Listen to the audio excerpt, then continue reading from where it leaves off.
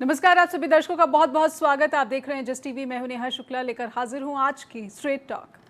तो भारत और चीन में अहम बातचीत हुई है, भारत और रूस में अहम बातचीत हुई है और अहम बातचीत हुई है एससीओ की, शंघाई सहयोग संगठन जो है उसकी अहम बातचीत हुई और जिसमें आतंकवाद को लेकर पहलगाम आतंकी हमले की निंदा की गई है। लेकिन इसी के साथ ही जाफर एक्सप्रेस ट्रेन में जो आतंकवादी हमला हुआ उसका भी जिक्र है, उसकी भी निंदा की गई है।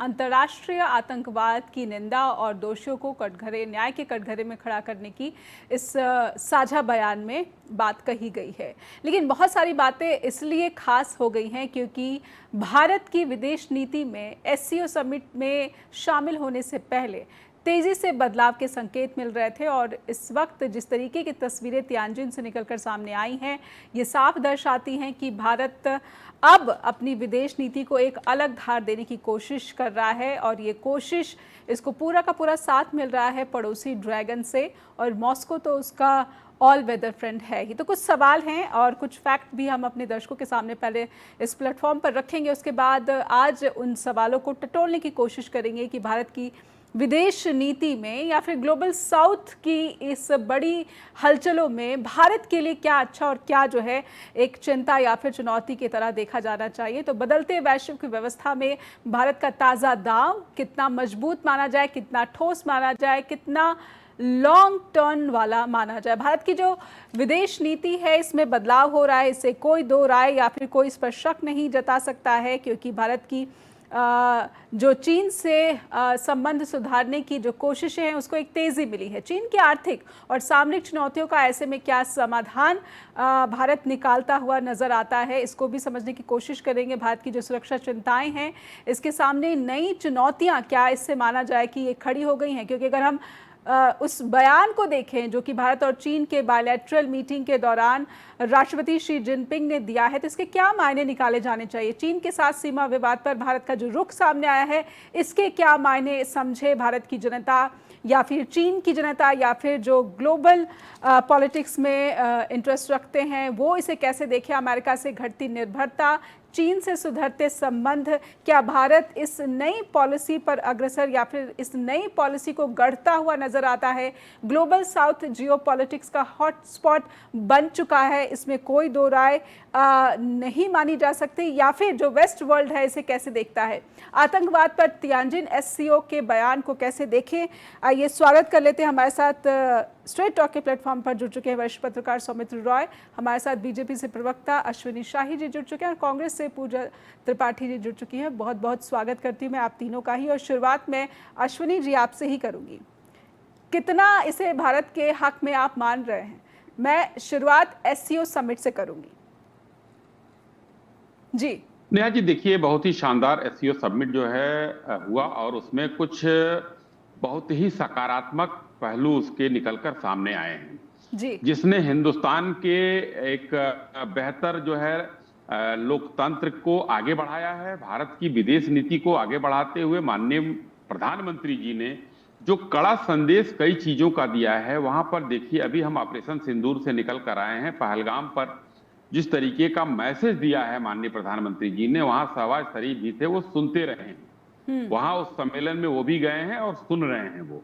तो इस तरीके के और जितने देश हैं, इसको एक पाकिस्तान को छोड़ दीजिए, लेकिन लगभग मैक्सिमम देश का समर्थन जो है आतंकवाद पर भारत को मिला है, जिसका एक हिंदुस्तान में हो रहा था कि आपके साथ कितने देश हैं कितने नहीं है, आज वो देखने को मिल गया कि भारत की विदेश नीति कितनी शानदार है। भारत ने मैसेज दिया है। टैरिफ लगाने के बाद अमेरिका जैसे मजबूत देश की मुखालफत करना, ये अपने आप में बहुत बड़ी चीज है। और आज हम राष्ट्र प्रथम की बात करते हैं। हम हिंदुस्तान में तो अपना राजनीतिक दल चुनाव में चाहे ऐसे ही लड़ लेंगे और लड़ते रहते हैं, मगर आज का जो मैसेज है वो राष्ट्र प्रथम की बात है। यही अभी पीछे राजनाथ जी गए थे एससीओ में, उन्होंने इस एजेंडे को उन्होंने सिग्नेचर करने से मना किया था क्योंकि उसमें पहलगाम नहीं था शायद शामिल। तो मैं ये कहना चाहता हूं कि हिंदुस्तान की विदेश नीति और मुखर हो रही है। हिंदुस्तान आर्थिक मोर्चे पर, हिंदुस्तान सामरिक मोर्चे पर, हिंदुस्तान पूरे विश्व में। आज देखिए जिस तरीके से ये तीनों फोटो आप दिखा रही हैं, इन तीनों का मिलन एक मैसेज है। देखिए, कुल मिलाकर कहते थे चाइना हमारा दुश्मन है, तो अगर जियोपॉलिटिक्स में देखा जाए तो कोई जो है लंबा दुश्मन नहीं है, कोई जो है छोटा हमारा दोस्त नहीं है। जी ना काहू से दोस्ती ना काहू से बैर करते हुए हम चल रहे हैं। अभी भी हम ये कहते हैं कि अमेरिका को हम लोगों ने कहीं ऐसा नहीं छोड़ा है, क्योंकि ट्रंप ने ऐसी खुराफात की है कि जिसकी वजह से उसको मैसेज देना पड़ा, और वो हिंदुस्तान के जनता के लिए, हिंदुस्तान की राजनीति के लिए, जी हिंदुस्तान की विदेश नीति के लिए बहुत बेहतर रहा है। ठीक है, जी यानी कि ऑल गुड फॉर इंडिया। पूजा जी से एक छोटी सी टिप्पणी लूंगी मैं, और फिर कोशिश करूंगी कि ये जो पक्ष और विपक्ष और उसके बाद एक जो निष्पक्ष जो है वो रुख क्या है, सौमित्र सर से लूंगी। लेकिन पहले पूजा जी, अश्विनी जी की बातों से कितनी सहमत हैं? हालांकि एक बात मैं जोड़ देती हूँ कि प्रधानमंत्री भारत में जनसभाओं में पाकिस्तान का नाम तो लेते हैं, लेकिन एससीओ मीट में पाकिस्तान का नाम तक नहीं लिया गया। तो इससे भारत की जनता आतंकवाद के खिलाफ स्पष्ट संदेश की तरह कैसे ले? पूजा जी, आप अपनी बात रख सकती हैं। जी नेहा जी, एससीओ में और पाकिस्तान चाइना में जाते हैं प्रधानमंत्री, तो मेरा सवाल यही है प्रधानमंत्री जी से कि पार्टनर तुम्हारी पॉलिटिक्स क्या है? यहाँ मैं आपका शो शुरू करूंगी कुछ लोगों का नाम लेकर। मैं चाहती हूँ हम सब उन्हें श्रद्धांजलि दें। कर्नल संतोष बाबू, नायब सूबेदार नाथुराम सोरेन, नायब सूबेदार मनदीप सिंह, सूबेदार सतनाम सिंह, हवलदार पलानी, हवलदार सुनील कुमार, हवलदार विपुल रॉय, नायब सूबेदार दीपक कुमार, सिपाही राजेश राम, सिपाही कुंदन कुमार, सिपाही गणेश राम, सिपाही चंद्रकांत प्रधान, सिपाही अंकुश, सिपाही गुरविंदर, गुरतेज सिंह, सिपाही चंदन कुमार, सिपाही कुंदन कुमार, सिपाही अमन कुमार, सिपाही जय किशोर सिंह, सिपाही गणेश हंसदा। ये 20 लोग थे जिनकी गलवान में चीन में, जहाँ पे प्रधानमंत्री जी अभी आतिथ्य स्वीकार किए हुए हैं, इन लोगों ने चाइना अटैक में अपना जान दी थी। पूरी श्रद्धांजलि देते हुए मेरे कुछ सवाल। अभी 2 महीने पहले ऑपरेशन सिंदूर हुआ था, पहलगाम की नृशंस हत्या में हमने पाकिस्तान पर चढ़ावा किया था, और ये हमारे सैन्य बलों ने प्रेस कॉन्फ्रेंस में कहा था कि चाइना उन्हें शस्त्र, नेटवर्क और रियल टाइम ड्रोन्स की इंफॉर्मेशन दे रहा था। ऐसा नहीं कि वो डिप्लोमेटिकली बैकडोर पाकिस्तान को सपोर्ट कर रहा था। China full fleshed front door पे पाकिस्तान को सपोर्ट कर रहा था, लेकिन प्रधानमंत्री जी ने पहलगाम का, पाकिस्तान का नाम नहीं लिया एससीओ समिट में।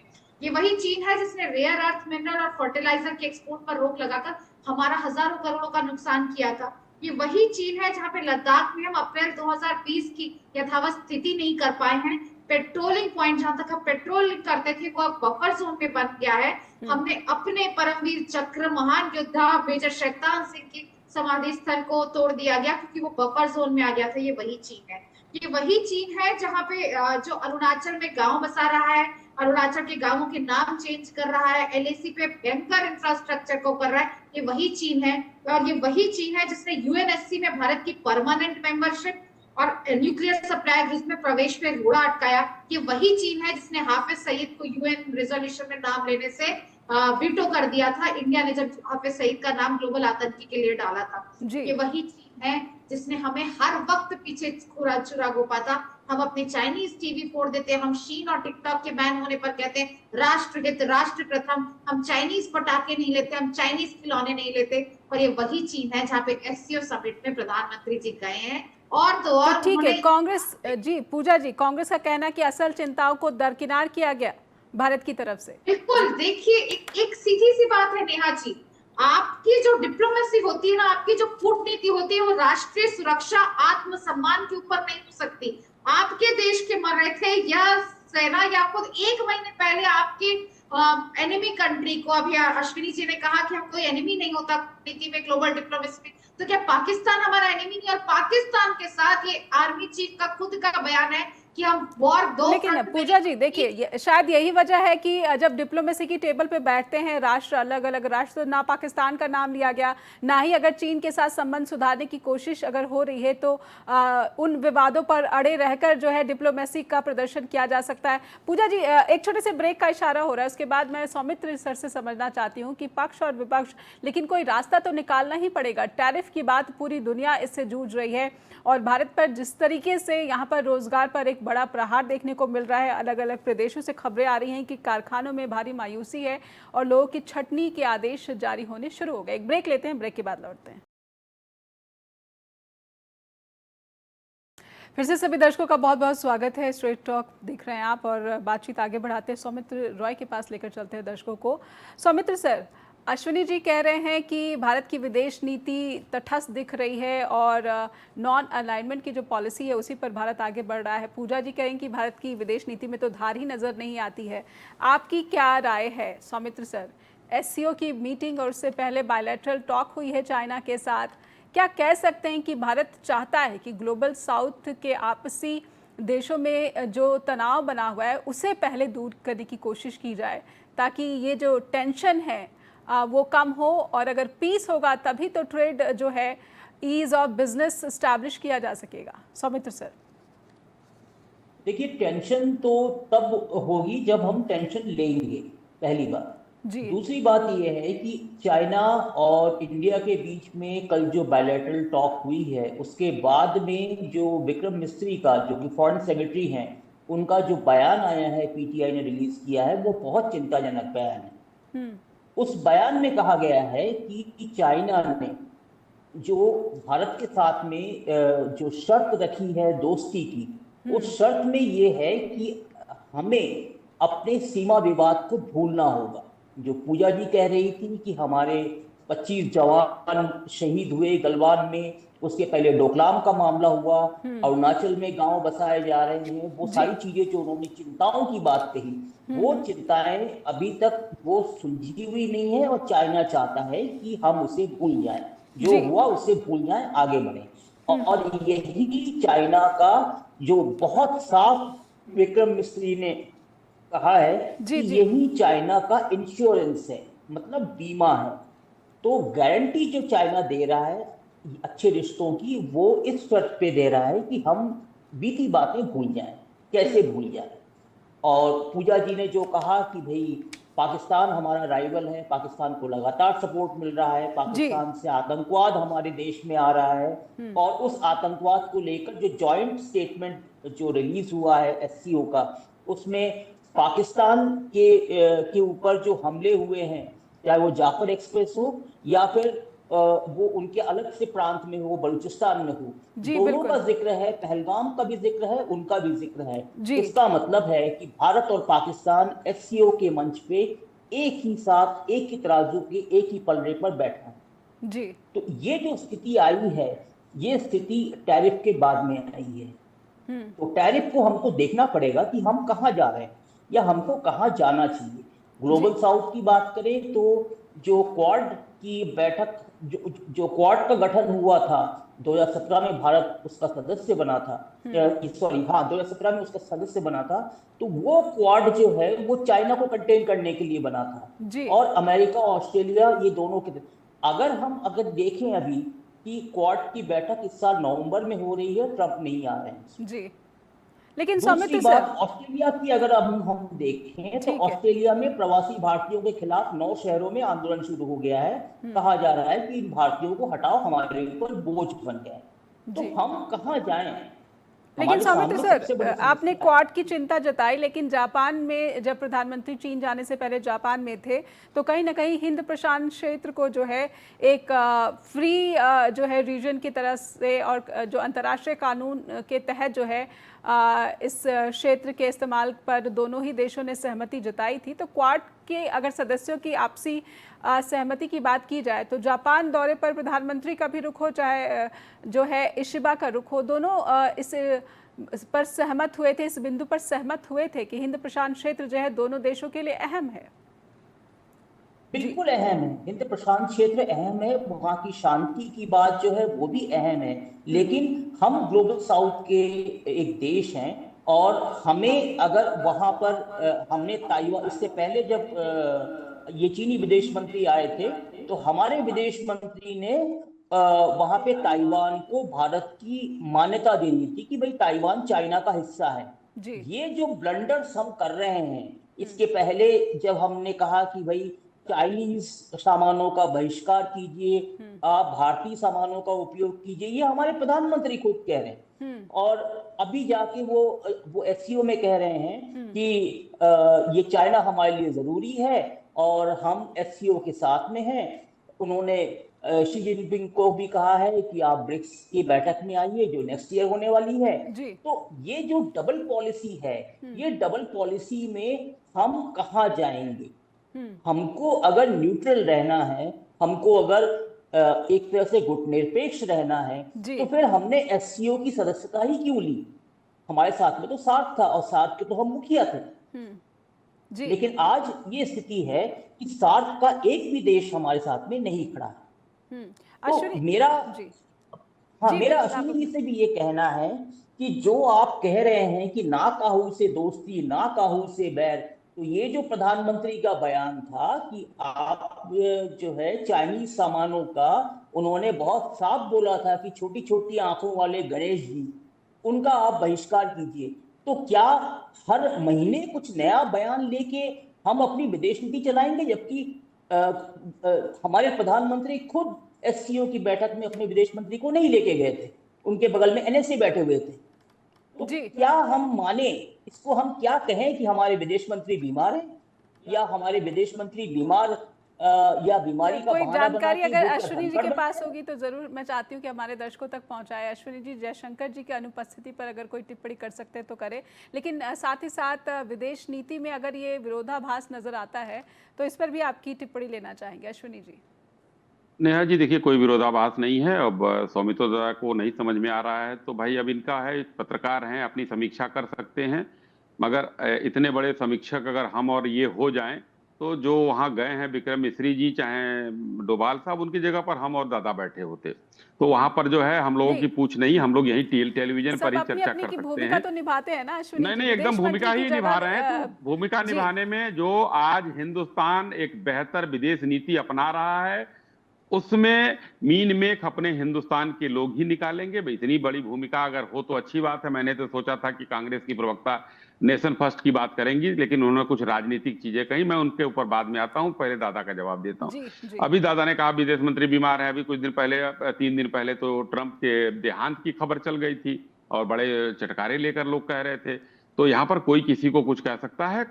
राशन और टैक्स नहीं लगता है कहने पर कि बीमार है। हिंदुस्तान को एक सशक्त विदेश मंत्री इस समय जयशंकर जी के रूप में मिला हुआ है, जिसमें उनकी किसी भी बयान पर और किसी भी कार्यक्रम पर कहीं सवाल नहीं उठ सकता है। कहीं हो सकता है कहीं हो, अगर बीमार भी होंगे तो उनका काम कोई कर रहा होगा, और अगर ज्यादा बीमार होंगे तो खबर हो जाएगी। शायद विपक्षियों को, जो मन में मानसिक विपक्षी कुछ हैं, कुछ राजनीतिक विपक्षी हैं, सबको ये रहता है कि जो बेहतर कर रहा हो बीमार पड़ जाए, मर जाए, हो जाए, कुछ ना कुछ तो एक आशा रहती है। लेकिन मैं कहना चाहता हूं वो स्वस्थ हैं और वो आपको दिखेंगे, ऐसा नहीं है। दूसरी बात, दादा का कहना है कि सार्क खा गए, वो हो गया, ऐसे हो गया, सारे विरोधी। बात हो रही है सीओ की, आप सार्क की बात कर रहे हैं। आज जो स्थिति पैदा हुई, जिस तरीके से पाकिस्तान युद्ध के बाद अमेरिका का रुख बदला, अमेरिका को खड़ा जवाब, वहां रीगन को चिट्ठी कांग्रेस के नेताओं के द्वारा जो लिखी गई थी, वो चिट्ठी नहीं गई है। यहां आंखों में आंखें डालकर बात की गई है कि आप टैरिफ नहीं 50 नहीं 150% लगा दो, फिर भी हिंदुस्तान रसिया से तेल लेगा, अपने देश को सर्वप्रथम आगे रखेगा। ये मैसेज दिया गया है उनको, और उस मैसेज से आप देखते रहें पूरे वह उनके पार्टी के, रिपब्लिकन के, डेमोक्रेट के, चाहे जो भी वहां के लोग हैं, कई मंत्रियों के बयान आ गए जो ट्रंप को ही गलत बता रहे हैं।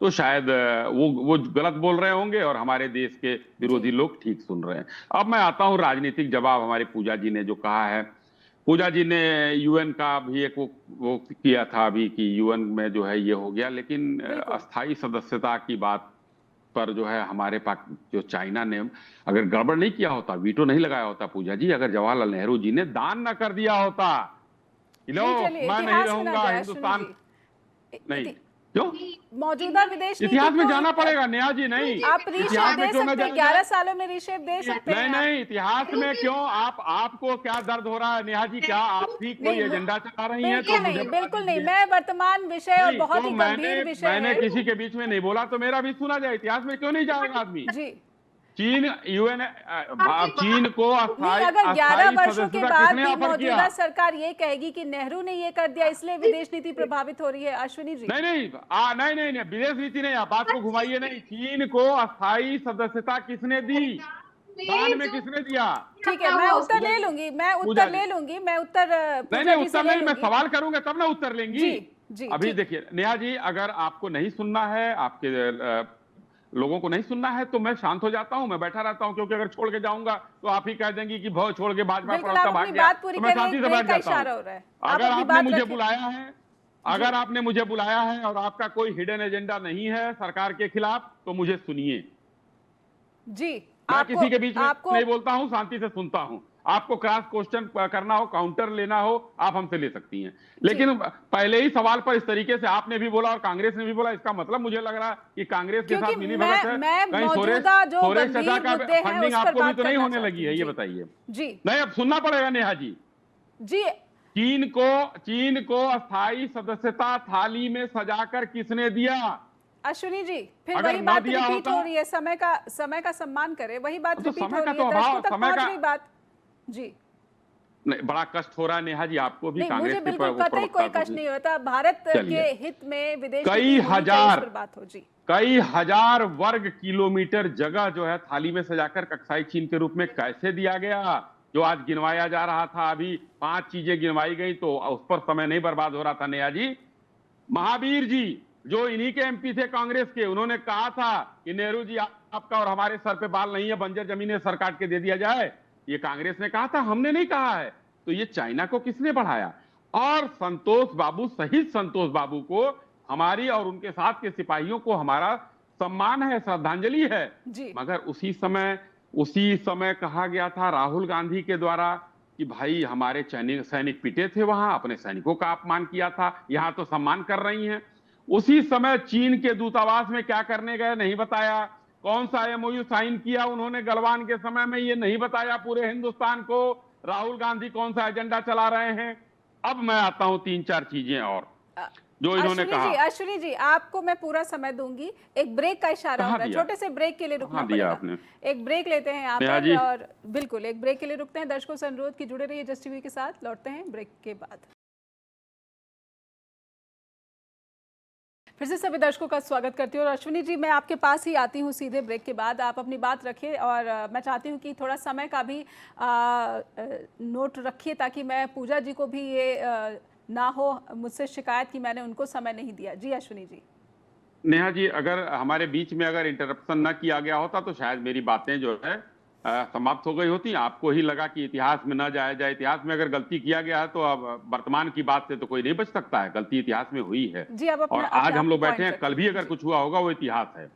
तो अब देखिए, पेट्रोलिंग की बात की पूजा जी ने। पेट्रोलिंग पहले जो 69 के पहले जहां होती थी वहां तक पेट्रोलिंग फिर यथास्थिति बरकरार है। अपने देश के जनरल पर भरोसा नहीं, कांग्रेस को 2020 से पहले की यथास्थिति बरकरार है अश्विनी जी, आप बरकरार है।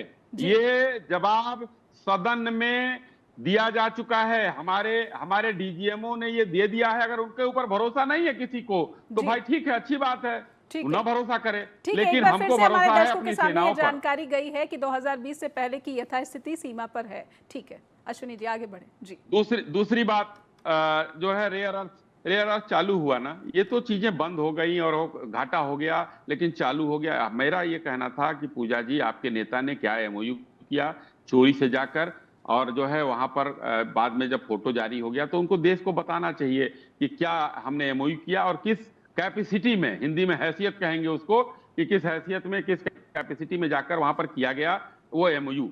और उसके बाद जब बगैर विदेश मंत्रालय को बताए हुए एक सांसद क्या करने चीन के दूतावास गया था, क्यों नहीं बताया गया, उस राज को क्यों नहीं खोला गया, तो क्या संबंध है कांग्रेस के चीन से, ये आज का वो नहीं है। फिर वही वाली बात आ जाती है कि पुराने हिंदी चीनी भाई भाई का नारा लगवाकर, और 62 में गांव बसाने की जहां तक बात है, मैं कहना चाहता हूं 69 के पहले गांव बसा दिया गया था। ये एक समाचार का एनडीटीवी है, उसकी एक न्यूज आई थी, उसके बाद इन लोगों ने प्रोपेगेंडा किया, वहां पर जाकर देखा गया तो ये हुआ कि 69 के पहले गांव बस गया था, सरकारें इन्हीं की हुआ करती थी। तो ये कांग्रेस का बोलने का काम है। लेकिन आज जो ये बैठकें हो रही हैं, आज जो हिंदुस्तान ने अपना एक मजबूत रूप दिखाया है, उस मजबूत रूप में देखने के लिए आज अमेरिका भी परेशान है। पाकिस्तान किस तरीके से वहां पर परेशान है, वो तो हम पाकिस्तान का नाम हम इसलिए नहीं ले रहे हैं कि वो भुनगो की तरह है, हमें ऊपर से डील करना है, हमें रसिया अश्विनी जी, तो क्या हमारे दर्शक ये समझे कि बीजेपी सिर्फ और सिर्फ भारत के भीतर पाकिस्तान का नाम लेगी और जब भारत से बाहर जाएगी तो पाकिस्तान का नाम नहीं लिया जाएगा? नहीं, पाकिस्तान का नाम लेने से क्या, सीधा सीधा पहलगाम कहा गया, किसने किया? आखिर में हमने ऑपरेशन सिंदूर किसके लिए किया? जो पहलगाम हमले के साथ साथ जाफर एक्सप्रेस हमले का भी जिक्र किया गया। अश्विनी जी, यहाँ पर सिर्फ आतंकवाद, पहलगाम आतंकवाद को लेकर नहीं बल्कि पाकिस्तान में आतंकवाद को लेकर भी निंदा की गई है। नेहा जी, भारत का स्टैंड आतंकवाद के खिलाफ है, था और रहेगा, और हम सहयोग इसी पर मांग रहे हैं। और आज एक जो सबसे बेहतर चीज हुई है, यूक्रेन पर भी जवाब दिया गया है। जो नोबेल पुरस्कार के लिए कर रहे थे माननीय ट्रंप जी, वो काम यूक्रेन भी देख रहा है कि ये युद्ध जो है, रसिया और यूक्रेन का युद्ध, मोदी जी रुकवा सकते हैं। तो आज एक आशा भरी नजर से हिंदुस्तान की तरफ यूक्रेन भी देख रहा है। तो ये भी एक डेवलपमेंट हुआ। मैं पूजा जी से ले लो। अश्विनी जी, काफी वक्त हो गया, पूजा जी को भी समय मिलना चाहिए। पूजा जी, अश्विनी जी के जवाब से कितनी संतुष्ट हैं आप और विपक्ष की चिंता है? चलिए, 2020 के पहले की यथास्थिति का दावा किया जा रहा है। जी नहीं, 22 अक्टूबर 2024 को जयशंकर जी ने संसद के सत्र में कहा था, अश्विनी जी को भी बता दूं, आपके दर्शकों को भी, कि जो बफर जोन डेप्सांग प्लेन और डेमचौक में बनाए गए हैं, वो डिसएंगेजमेंट के बाद हम पेट्रोलिंग कर पाएंगे। पेट्रोलिंग यथावत स्थिति में नहीं आई है अभी। फ्रिक्शन जोन्स 2 प्लेन्स में अभी तक है। ये एस जयशंकर जी का स्टेटमेंट है, मैंने अपने मन से नहीं बनाया, आप चाहें तो उसे गूगल कर सकते जी। तो जो कि मैंने मेजर शैतान सिंह के समाधि स्थल की बात। दूसरी बात, प्रधानमंत्री जी अपने देश का युद्ध तो रुकवा नहीं पाए, वो तो ट्रंप ने रुकवाया फोन करके और ट्वीट करके, जो वो यूक्रेन रशिया का युद्ध रुक पाएंगे। देखिए नेहा जी, जो फॉरेन पॉलिसी होती है, जो डिप्लोमेसी होती है, वो सरकारें आती जाती रहेगी और वो एक कंटिन्यूअस प्रोसेस रहती है, हम सबको जानता है। मैं ग्लोबल अफेयर्स की स्टूडेंट हूँ, आप जर्नलिस्ट हैं, हमारे साथ एक वरिष्ठ जर्नलिस्ट पे बैठे, वो भी इस बात को करेगी। जब 1962 के बाद चाइना ने हमारे पीठ पे छुरा भोंका था और हमें काफी नुकसान भी हुआ था, बट हम एक्सेप्ट करते हैं उस वॉर के बाद। उसके बाद तो पूरा नॉन अलाइनमेंट है, उसमें नेशनल सिक्योरिटी को प्राथमिकता दी गई थी। हमने ताशकेंट एग्रीमेंट साइन किया था रशिया के साथ, हमने यूएसए और ब्रिटेन के साथ इक्विपमेंट और ट्रेनिंग का एग्रीमेंट साइन किया था। हम अपने ही दुश्मन के साथ बैठकर हमने चाय नहीं पी थी बिना उसकी बात किए। आज जो हम जयशंकर जी की बात कर रहे हैं, उनके एब्सेंस की सब तरफ हो रही है। वो स्वस्थ हो, हम सब चाहते हैं, लेकिन वो ये सवाल देना पड़ेगा कि वही भारत जिसको 1971 में जब चाइना ने पाकिस्तान की बैकिंग की थी यूएन में, 1971 का जो वॉर था जिसमें पाकिस्तान के 2 टुकड़े हो गए थे, तो रशिया ने इंडिया की बैकिंग की थी। और आज जब ऑपरेशन सिंदूर के बाद हमने इतने देशों में अपने डेलीगेट्स भेजे, एक देश ने खुलकर पाकिस्तान का नाम नहीं लिया, ये कहकर कि पाकिस्तान एक टेरर फैक्ट्री है, टेरर को नर्चर करता है, वो आतंकी देश है, पाकिस्तान आतंकी सरकार चला रहे। ये हमारी ग्लोबल डिप्लोमेसी की फेलियर है। और ये क्यों हुई नेहा जी, ये मैं बताना चाहती हूँ, क्योंकि हमने नॉन पार्टीजन से हटकर हाउडी मोदी, नमस्ते ट्रंप, अब की बार ट्रंप सरकार, माय फ्रेंड डोनाल्ड पे आके आज हम ये है कि हमारे पर 50% टैरिफ हुआ है। वो आदमी 31 बार कह चुका है हर जगह, देखिए मैंने तो वॉर रुकवा दी, मैंने तो ये करवा दी, 2 न्यूक्लियर नेशंस, मैंने फोन किया मोदी और पाकिस्तान को, बोला कि रुकवा दो, हो गए। ये आज हमारी डिप्लोमेसी की हालत है। हम विश्व में अलग थलग पड़े हैं, अमेरिका अलग हमारे पर गुंडागर्दी कर रहा है, और हमें चीन का साथ देना पड़ रहा है। ग्लोबल साउथ को कांग्रेस पॉलिसीज ने डेवलप किया था, पर आज जब आप ग्लोबल साउथ की ओर जा रहे हैं तो आपको करना पड़ेगा कि सिर्फ रशिया के साथ एग्रीमेंट साइन नहीं किया था, हमने नेपाल, म्यांमार, भूटान के साथ भी अपने रिश्ते खड़े किए थे, पर आज हमने हर जगह अपने रिश्ते खराब कर दिए। ठीक है, अभी जो पूरी वैश्विक परिस्थिति है पूजा जी, कांग्रेस इस बात से इत्तेफाक रखेगी कि ये बहुत चैलेंजिंग सिचुएशन है, चाहे वो ट्रंप को समझ पाने में, मुझे लगता है दुनिया के तमाम बड़े बड़े जो बिल्कुल इंटेलिजेंट कहे जा सकते हैं, दूरगामी दृष्टि रखने वाले जो पॉलिटिशियन हैं, उनको भी काफ़ी चुनौतियों का सामना करना पड़ रहा है। तो ट्रंप के डिसीजंस क्या होंगे, ये शायद प्रेडिक्ट कर पाना सबके लिए मुश्किल हो रहा है। एक छोटा सा ब्रेक लूँगी मैं पूजा जी, और अश्विनी जी भी कुछ ऐड करना चाहते हैं, उनके पास आएंगे, लेकिन उससे पहले सौमित्र सर के पास भी जाएंगे। एक ब्रेक के बाद लौटते हैं। फिर से स्वागत है सभी दर्शकों का, स्ट्रेट टॉक देख रहे हैं आप, और सीधे चलते हैं। अश्विनी जी, मैं चाहती हूँ कि बिल्कुल संक्षेप में आप अपनी बात रखें ताकि मैं सौमित्र सर से अगला सवाल ले सकूं। जी देखिए, अभी पूजा जी ने जिस तरीके की बातें कही हैं, उनको थोड़ा सा सोचना होगा अपनी बातों पर, क्योंकि स्पष्ट रूप से हिंदुस्तान की विदेश नीति नटवर सिंह जी की किताब पढ़ने से बहुत उजागर हो जाती है। वो भी विदेश मंत्री रहे कटोरा लेकर किस तरीके से विदेशों में जाते आते रहते थे, किस तरीके से जो है रीगन की चिट्ठी की बात मैंने की है।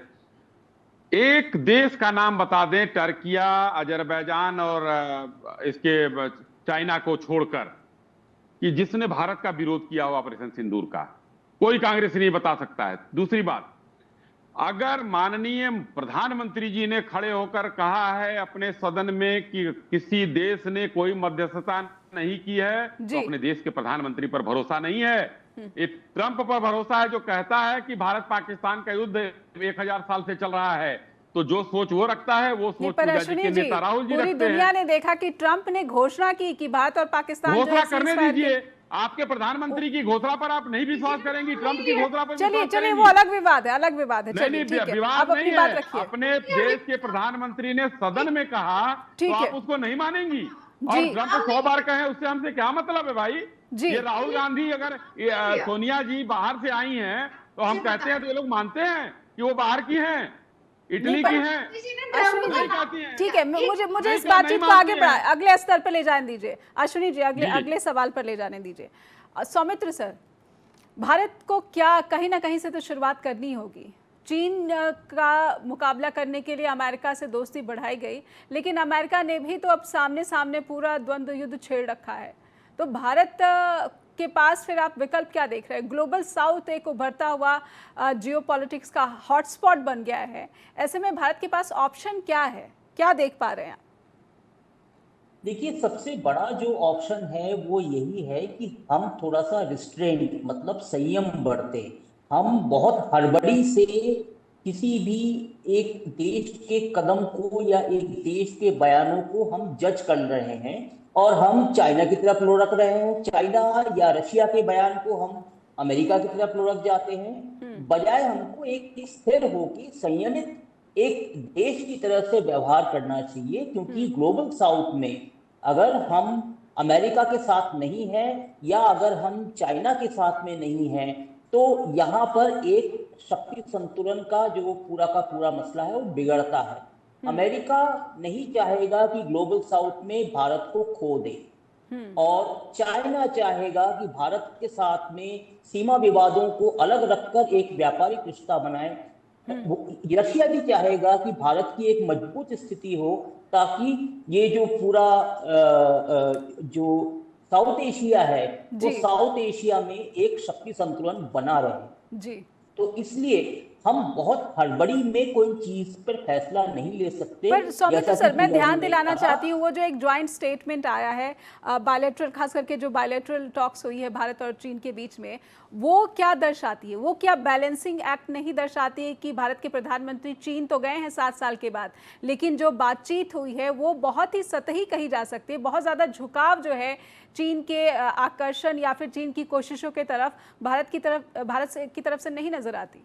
सौमित्र सर, बिल्कुल सही बात है, बिल्कुल सही बात है। क्योंकि अगर आप जॉइंट डिक्लेरेशन को देखें जो एससीओ की समिट के बाद में जारी हुआ है, उसमें भारत ने बीआरआई प्रोजेक्ट, जो चाइना का बीआरआई प्रोजेक्ट है, बेल्ट एंड रोड इनिशिएटिव, उससे किनारा कर लिया है। इसका मतलब है कि हम चाइना के विस्तारवाद को और आर्थिक साम्राज्यवाद को हम नकारते हैं। ये बहुत ठोस पॉलिसी है और ये रही है भारत की। इसके पहले भी जब एससीओ में जब राजनाथ सिंह गए थे तो उन्होंने पहलगाम का जब जिक्र नहीं हुआ तो उन्होंने उस पर साइन करने से मना कर दिया था। तो इस तरीके की हमारी एक सॉलिड पॉलिसी होनी चाहिए कि हम चाइना के साथ में क्या करने वाले हैं। पॉलिटिकल बयानबाजी से चीजें बिगड़ती हैं और ये नहीं होना चाहिए। जैसे कि कल नोवारो ने ये कहा, पीटर नोवारो ने, कि भाई भारत में जो है ब्राह्मण्स या एलिट वर्ग जो है वो पूरा का पूरा जो सस्ता रशियन तेल है उसकी मलाई खा रहे हैं। उसके बाद में आज जो है वो ये रूबियो ने जो है, जो विदेश मंत्री हैं उन्होंने एक बयान दिया कि नहीं हमें शांति चाहिए, हमें स्थिरता चाहिए, हमें दोस्ती चाहिए। तो इस तरीके का ये बयानबाजी अमेरिका भी कर रहा है और हम भी कर रहे हैं जी। तो अमेरिका ने हमको चीन की तरफ ढकेला है और चाइना ने हम पे शर्तें ला दी हैं, और वो शर्तें हमारी राष्ट्रीय सुरक्षा से जुड़ी हुई हैं। तो इसलिए हमें बहुत संयमित होके दूसरे देशों के साथ में हमको एक अलाइन करके चलना पड़ेगा। और ये नॉन अलाइनमेंट की जो पॉलिसी जो कांग्रेस के समय से रही है, मुझे लगता है कि भारत को उसी पर चलना चाहिए। जो अश्विनी जी कह रहे हैं, ना कहूं से दोस्ती ना कहूं से बैर, इस पर बिना राजनीतिक बयानबाजी के स्थिर होके चलने की जरूरत है। जी। क्योंकि अगर हम ऐसा नहीं करेंगे तो हमारे ऊपर जो टैरिफ लगा हुआ है वो टैरिफ हमारे लोगों को एक तरह से बेरोजगार कर देगा और हमें आर्थिक रूप से बर्बाद करेगा। तो इसलिए हमको एक स्थिरता की दृष्टि से और साथ में एक संयमित एक बड़े देश के नाते जी। हमको जो है बहुत ही संयमित होके शांत होके अपना काम करना पड़ेगा, नहीं तो बहुत मुश्किल होगी। बिल्कुल, एक डेमोक्रेटिक पार्टी पावर की तरह जो है भारत को बिहेव करना होगा, और कहीं ना कहीं ये कोशिशें दिख रही हैं और काफ़ी तारीफ़ें भी हो रही हैं जो भी विदेशी मामलों की समझ रखते हैं। पूजा जी, ऐसे में क्या एक जगह पर खड़े होकर या फिर अड़े रहकर ही इस मसले को सुलझाया जा सकते हैं? चिंताएं हैं, आपने जितनी भी चिंताएं गिनाई वो चिंताएं अपनी जगह पर सही हैं, लेकिन कहीं ना कहीं चीन के साथ नरमी और रिश्तों पर जमी बर्फ पिघलना भारत के भी हित में है। भारत के हित के लिए सभी खड़े हैं। देश मेरा भी है, देश जितना भारतीय जनता पार्टी का सबका है, और हम अपने हित के लिए ही बोल रहे हैं कि आप फॉरेन पॉलिसी को इस तरीके से मेस अप नहीं कर सकते। ये कोई अच्छे दिन नहीं है जिसका जुमला देकर आप सोचते हैं कि आप अगले बदले छाटने लगेंगे। ये भारत की संप्रभुता का मामला है। मैं फिर से कहूंगी, एक विपक्षी पार्टी की स्पोक्स पर्सन होने के नाते मुझे लगता है राजनाथ सिंह का जो स्टैंड था कि जब उन्होंने पाकिस्तान का नाम नहीं होने पर साइन नहीं किया था, मुझे लगता है कि आज भारत को स्पाइन सीधी रख के ये बात करनी चाहिए। रिश्ते बने, ड्रैगन एलिफेंट पे आए, एलिफेंट ड्रैगन पर आए, पर हमारे शर्तों पर, हमारे टर्म्स एंड कंडीशन से हम अगर अपनी राष्ट्रीय सुरक्षा, अपने आत्मसम्मान को नीचे रखकर कूटनीति को प्राथमिकता देंगे तो वो समर्पण होता है और कुछ नहीं होता। तो हमें समर्पण नहीं चाहिए, हमें अपनी संप्रभुता चाहिए, हमें अपना राष्ट्रहित प्रथम चाहिए, और इसीलिए हम सरकार पर सवाल उठा रहे हैं। क्योंकि सरकार को भी पीछे बैठकर सोचना पड़ेगा कि वो फॉरेन पॉलिसी के साथ कर क्या रहे हैं और किस तरीके से हम मेसअप कर रहे हैं। और ये डोमेस्टिक पॉलिटिक्स से बहुत ऊपर की बात है, क्योंकि लंबी चलती है, ये सरकारें बदल होने से चीज नहीं होती। इस पर एक टिप्पणी जाते जाते अश्विनी जी की भी ले लेते हो। अश्विनी जी, मेसअप ना करें, अब अगर चीज़ें सुधारने की कोशिश दिख रही है तो इस पर टिके रहना बहुत ज़रूरी है, क्योंकि ट्रस्ट बिल्डिंग भी एक बहुत बड़ा टास्क है और मुझे लगता है कि ये टाइम टेकिंग जॉब भी होगा। जो भी हमारे फॉरेन ऑफिशियल्स हैं, फॉरेन मिनिस्ट्री के या फिर IFS अधिकारी, उनके लिए एक बड़ा टास्क है चीन के साथ रिश्तों में नरमी के साथ साथ ट्रस्ट बिल्डिंग का भी। जी नेहा जी, आपके चैनल पर ही दो तरह की बातें हुई। एक तरफ अविश्वास कि भारत जो है एकदम अविश्वास की तरफ जा रहा है, दूसरी तरफ ये हुआ कि देश का जो है सराहना भी हो रही है। अभी आपने भी कहा, दादा भी कह रहे हैं। लेकिन दादा, दो बातें आपने कहा कि चाइना ने शर्तें ला दी हैं। मैंने अभी तक ऐसा कोई शर्त नहीं पढ़ा है कि चाइना की शर्तें हमने मान ली हैं।